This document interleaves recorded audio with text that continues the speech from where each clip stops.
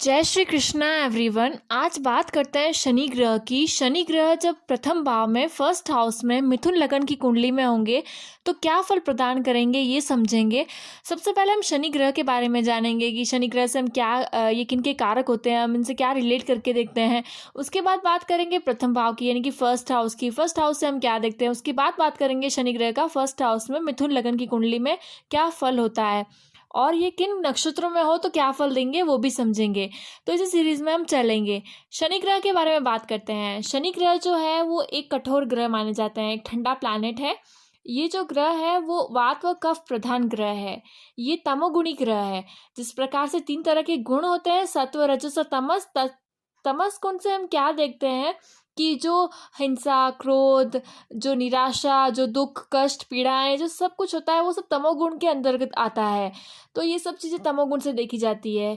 वहीं पे हम बात करें और शनि ग्रह की, तो ये कृष्ण वर्ण के होते हैं। मकर और कुंभ राशि इनकी राशि है।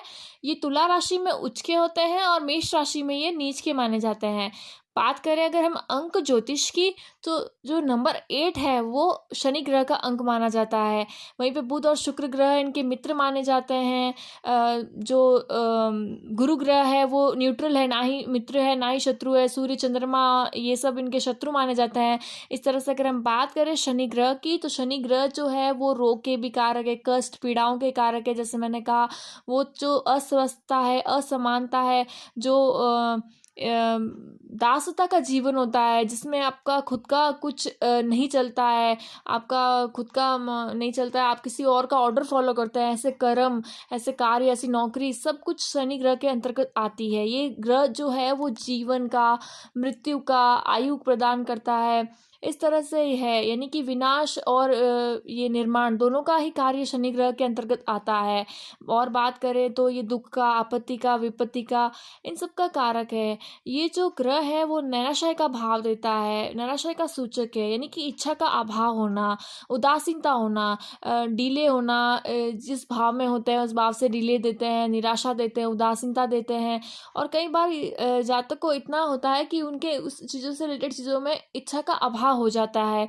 और बात करें तो एंग्जाइटी, उद्विग्नता, वहीं पे कष्ट, टॉर्चर, अधर्म, ये सारी चीज़ें, दुर्घटनाएं, निर्धनता, जो दारिद्र्य है जिसे कहते हैं, जीवन में चीज़ों का अभाव होना, ये सारी चीज़ों का कारक शनि ग्रह होता है। ऐसा नहीं है कि शनि ग्रह हमेशा नेगेटिव चीज़ें ही देते हैं, प्रदान करते हैं। ये आपके कर्मों का फल देते हैं। कर्म प्रधान ग्रह है ये, जो है कर्म फलदाता ग्रह है। ये न्याय करते हैं, एक ऐसा जज है जो आपके कर्मों को समझ करके उसका न्याय करते हैं। अच्छे कर्म आपने किए हैं तो अच्छा फल मिलता है, बुरे कर्म किए हैं तो बुरा फल मिलता है। इस तरह से कर्म प्रधान ये ग्रह है। जब किसी का बर्थ होता है, उसका हॉरोस्कोप बनता है, जिस वक्त बनता है, उसमें जिस तरह से ग्रह की पोजीशन होती है, ये बताती है कि आप पिछले क्या कर्म करके आए हैं और आप इस जीवन में क्या और कर सकते हैं और किस तरह से बदल सकते हैं। शनि ग्रह जब अच्छा रिजल्ट प्रदान करता है तो लोकप्रियता देता है। ये जातक को सार्वजनिक प्रसिद्धि देते हैं। इस तरह से ये पॉजिटिव रिजल्ट भी प्रदान करते हैं। ये न्याय करते हैं व्यक्ति के साथ। अब हम बात करते हैं प्रथम भाव की। फर्स्ट हाउस से हम क्या देखते हैं। देखिए, प्रथम भाव होता है जो जातक या जातिका का बताता है पर्सनालिटी, ओवरऑल पर्सनालिटी कैसा है, व्यक्तित्व कैसा है। जातक हो या जातिका, उनका वर्ण, कद काठी, आकृति, ये सारे फिजिकल एट्रीब्यूट्स हम फर्स्ट हाउस से देखते हैं। ना सिर्फ फिजिकल देखते हैं बल्कि साइकोलॉजिकल एट्रीब्यूट्स भी देखते हैं, यानी कि स्वभाव भी प्रथम भाव से देखा जाता है। और देखा जाता है बुद्धि, यश, मान, समाज में प्रतिष्ठा। इस तरह से हम मस्तिष्क का विचार भी प्रथम भाव से करते हैं। तो इन सब चीज़ों का विचार हम प्रथम भाव से करते हैं। अब हम जानते हैं कि मिथुन लगन की कुंडली में यदि प्रथम भाव में शनि ग्रह हो तो क्या फल देते हैं। मिथुन राशि में शनि ग्रह जब होंगे तो वैसे तो शनि ग्रह फर्स्ट हाउस में मकर, कुंभ और इस तरह से तुला राशि के ही अच्छे माने गए हैं। वरना ये जातक की जो वर्ण है, जो पर्सनालिटी है, उससे रिलेटेड चीज़ों में थोड़ा प्रॉब्लमेटिक होते हैं। ये जातक को आलसी बनाते हैं, अभिमानी बनाते हैं, उदासीन बनाते हैं, एकांतवास में रहना पसंद करते हैं। जब शनि ग्रह प्रथम भाव में किसी की भी कुंडली में होता है तो इस तरह से चीज़ें देते हैं।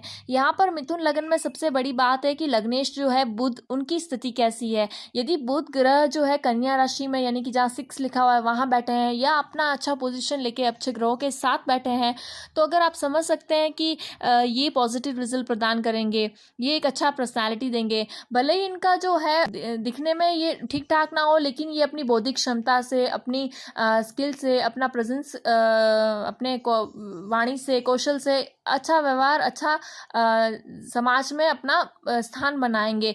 लेकिन यदि यहाँ बुध ग्रह भी पीड़ित हुए तो ये प्रॉब्लमेटिक हो सकता है। वहीं पे अगर मैं बात करूँ मिथुन राशि में शनि ग्रह की, तो ये यहाँ पर स्मृति विकार देते हैं। फिर से यही बुध अगर का पोजीशन बुध की खराब हुई तो यहाँ पर याददाश्त नहीं रहती है, याद नहीं रहती है चीज़ें, या भूल जाते हैं, या फिर ऐसे जो कोग्निटिव प्रोसेस जो होता है, थॉट प्रोसेस जो होता है, उससे संबंधित चीज़ों में यहाँ पर प्रॉब्लमेटिक होता है। वहीं पे अगर हम बात करें तो जो यहाँ पे रासायनिक चीज़ों में, केमिकल चीज़ों में और टेक्नोलॉजी के में इनका विशेष ज्ञान होता है। अगर बुध का पोजीशन अच्छा हुआ तो टेक्निकल से चीज़ों में, क्योंकि ये लग्नेश बुध है यहाँ पर, इस वजह से।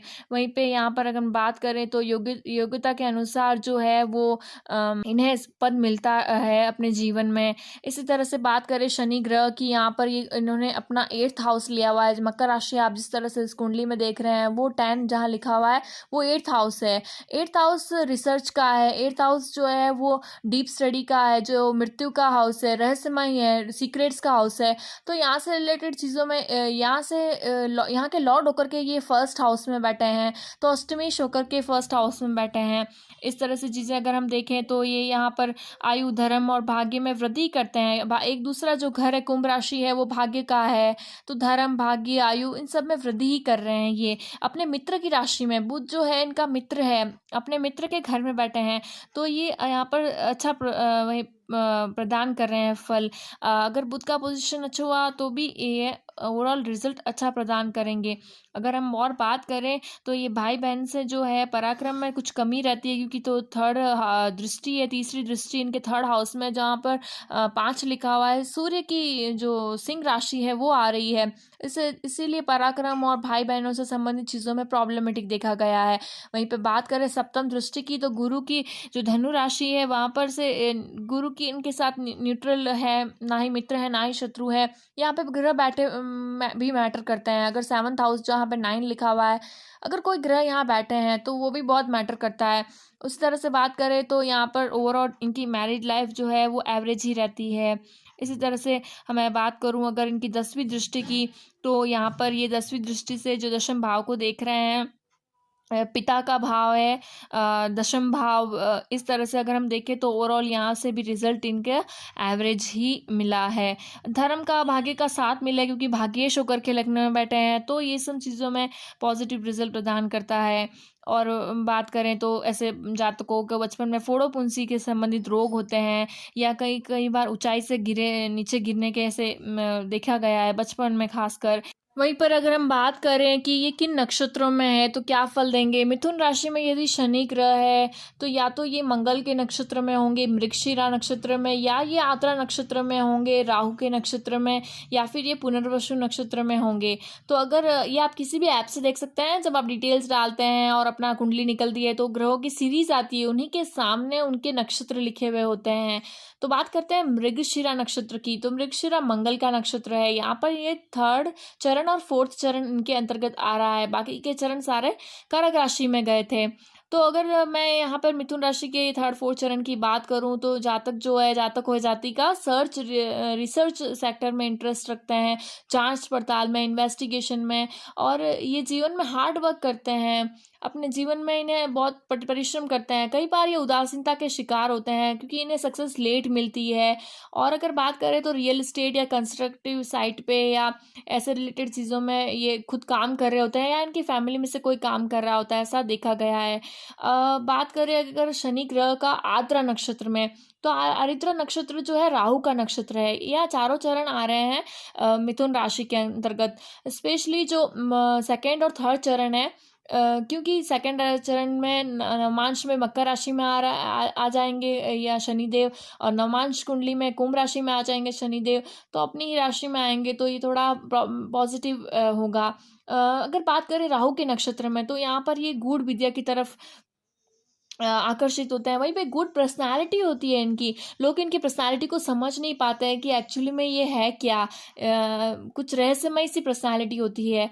ये जीवन में धीरे धीरे परिवर्तन करते हैं। शनि जो है वो दुख और रोग और इन सब का पीड़ा का प्रॉब्लमेटिक का कारक है। वहीं पे जो राहु का नक्षत्र है, आद्रा नक्षत्र जो है, वो एक न्यू इनोवेशन का कारक है। तो ये मेडिकल क्षेत्र में न्यू इनोवेशन करते गए पाए जाते हैं। ये हीलिंग प्रोसेस में, हॉस्पिटल में, मेडिकल फील्ड के मेडिकल इंस्ट्रूमेंट में कोई न्यू इनोवेशन कर रहा हो, ऐसा आद्रा नक्षत्र में शनि ग्रह आद्रा नक्षत्र वाला हो सकता है। वहीं पर और बात करें पुनर्वसु नक्षत्र की, तो शनि ग्रह यदि पुनर्वसु नक्षत्र में हो तो गुरु के नक्षत्र में होते हैं। यहाँ पे इनके 3 चरण आते हैं, प्रथम, द्वितीय और तृतीय। सबसे इम्पोर्टेंट होता है कि जब शनि ग्रह यहाँ पर मिथुन राशि में बैठे हैं और अगर पुनर्वसु के तृतीय चरण में आ रहे हैं तो वो फिर नवमांश में भी मिथुन राशि में ही जाएंगे, इससे वर्गोत्तम हो जाएंगे। यहाँ पर देखा गया, सारे चरण की बात कर रही हूँ मैं, कि यहाँ पर देखा गया है कि जातक या जातिका केयरिंग नर्चरिंग क्षेत्र में अच्छा करते हैं। गुरु का ये नक्षत्र है तो इसे यहाँ पर ये पॉजिटिवली चीज़ों को रीस्टार्ट करते हैं। बार बार नया शुरुआत करने में इन्हें संकोच नहीं होता है, कुछ नया शुरू करने में ये हिचक नहीं होती है। ऐसा देखा गया पुनर्वसु नक्षत्र में शनि का होना। गुरु के नक्षत्र में है तो ज्ञान से संबंधित चीज़ों में इन्हें इंटरेस्ट रहता है। तो आज हमने बात की शनि ग्रह का मिथुन लगन में क्या फल होता है। शनि ग्रह जब भी खराब हो तो जो मजदूर वर्ग के लोग हैं, जो श्रमिक वर्ग हैं, उन्हें कुछ खिलाना, उन्हें कुछ देना और भगवान बालाजी की उपासना करना, हनुमान जी की उपासना करना सबसे सर्वोत्तम माना गया है। अगर आपने इसे रिलेट किया है तो लाइक शेयर सब्सक्राइब करिएगा। राधे राधे।